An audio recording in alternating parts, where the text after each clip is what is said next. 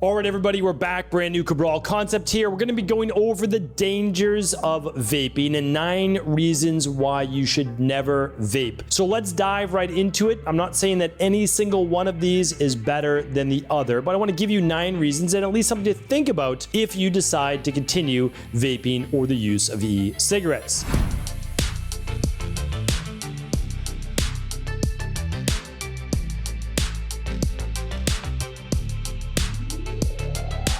So, if you don't know what vaping is, it is still a highly addictive form of smoking, sometimes said to be better because you are using less inhalants from a cigarette or cigarette filter. However, you are still using specific chemicals as well as the vapor created that has harmful, what are called volatile organic compounds.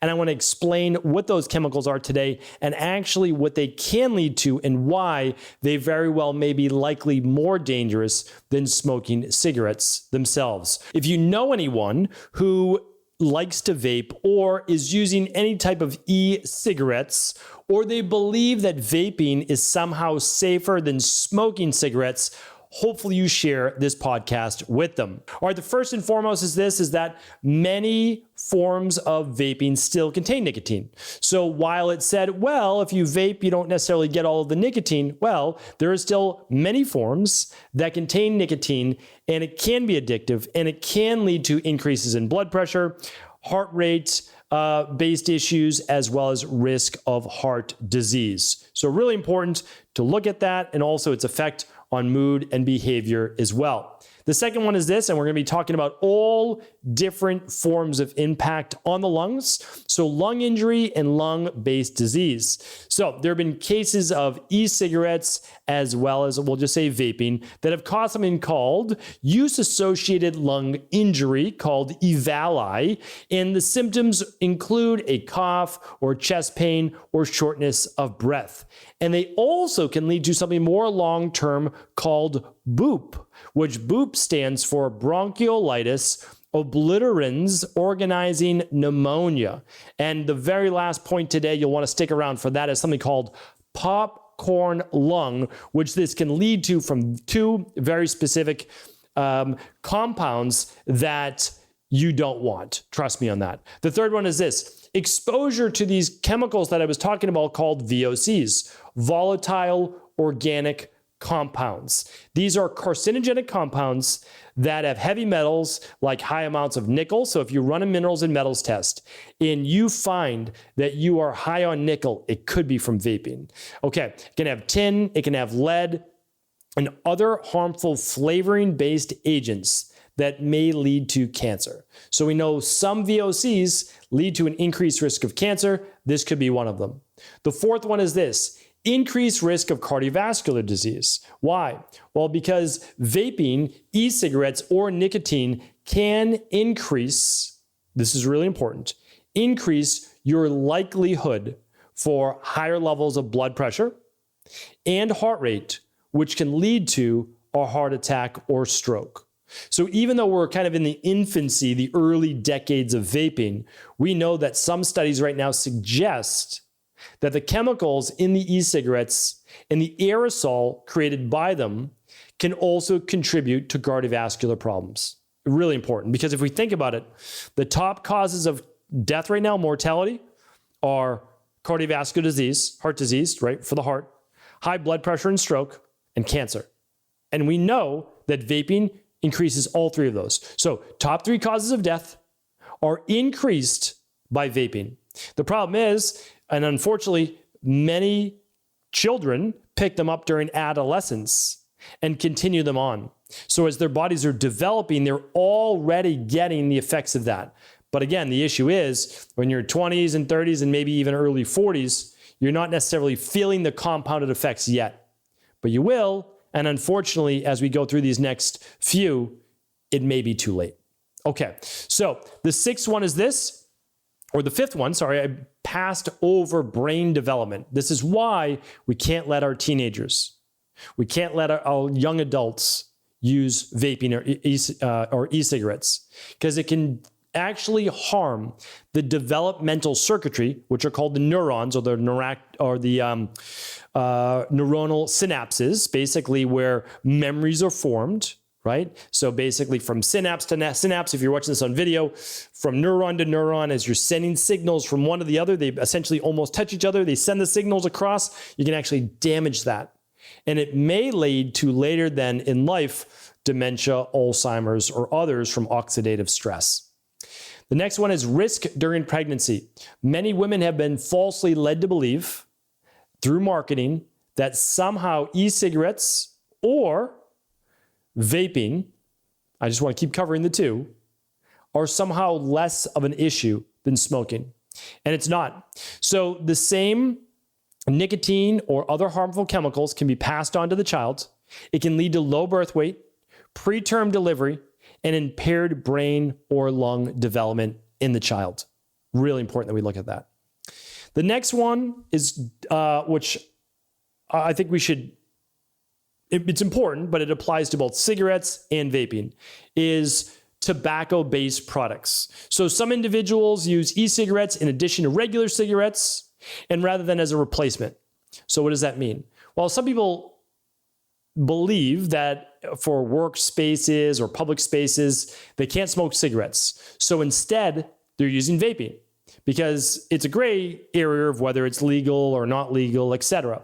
So now they're smoking while they're home, and they might be vaping at work. And many people do this, or they're vaping at school. And because it's easier to kind of get away with it. It's easier to, you don't smell the necessarily tobacco smoke in the same way. So we have people now, we'll call it double dipping, and they're using nicotine products on both sides. They're increasing their usage, or they're using nicotine cigarettes, plus they're using all the harmful VOCs and chemicals in vaping. The next one is social and behavioral based implications.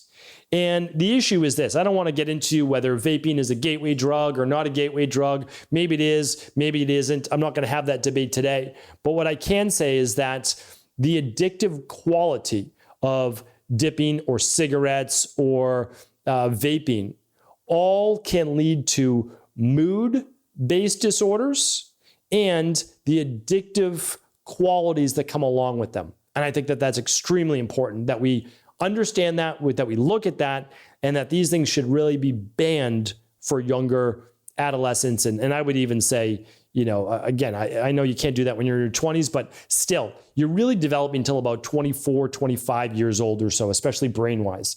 All right, the last one I wanted to share with you is this. This one to me was the most scary, and that's why I decided to do a whole show dedicated to it. So there are two specific chemicals that to me are the most concerning. Now, there are many, right? But these are volatile organic compounds. So when you hear the word organic, you think it's okay, but it's not. These are volatile organic compounds. Volatile is a better word to describe them. And they can be found in the aerosol produced by e-cigarettes. And the chemical compound, the first one is called acetaldehyde or acetaldehyde. And what this is that this is a colorless vapor, a colorless gas, essentially. It's flammable. And so I'm going to read it to you exactly. It's used in the manufacture of acetic acid, perfumes, and flavors. It occurs naturally in some things in the environment, and it has small amounts metabolized from alcohol. It's a byproduct of combustion and can be found in cigarette smoke and e-cigarette aerosol. But let me go on and just share with you the next one, and then I'll pull them together. Formaldehyde. Formaldehyde, also in e-cigarettes, is a colorless gas with a pungent smell used in building materials, household products, and a preservative in laboratories and mortuaries. Like acetaldehyde, it is also produced naturally in small amounts by living organisms. It can be released in the air from kerosene and other things. What are the health risks of this? This was the most troubling. Long-term exposure has been linked to nasal and lung-based cancers. In the context of vaping, there are concerns about the levels of formaldehyde produced at high voltages in some e-cigarettes, potentially increase the risk for cancer in users. And the last part is this, the popcorn lung that I spoke about. I'll read you exactly what this is. Popcorn lung, let's see if I have it right here. Popcorn lung is a colloquial term for bronchiolitis obliterans, a serious and irreversible condition that damages the small airways in the lungs, leading to coughing, wheezing, and shortness of breath. The condition got its nickname from an outbreak among workers in a microwave popcorn plant who were exposed to high levels of diacetyl, a chemical used to create a buttery flavor and aroma in foods, including popcorn, which is also found in some e-cigarette flavors. So what this does is this actually obliterates some of the bronchioles in the lungs, leading to what has been deemed this cute term, popcorn lung.